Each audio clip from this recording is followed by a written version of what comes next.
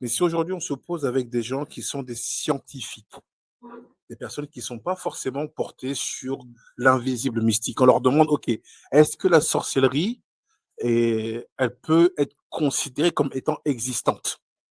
Ils vont dire une chose très simple, ils vont dire la sorcellerie, c'est l'utilisation d'un pouvoir, que ça soit mystique ou pas.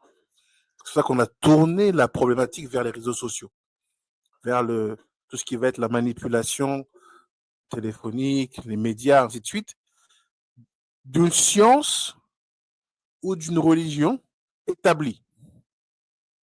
C'est-à-dire que la science et la religion, elles reconnaissent que on peut prendre un pouvoir et l'utiliser à mauvais escient ou à bon escient.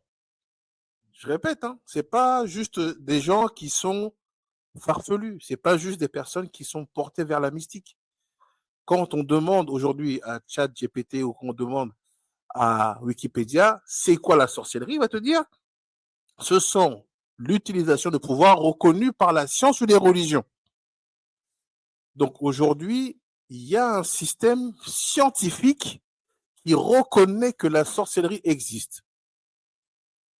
Ce qui est intéressant, vu la thématique qu'on a, vu que les réseaux sociaux, c'est de la science.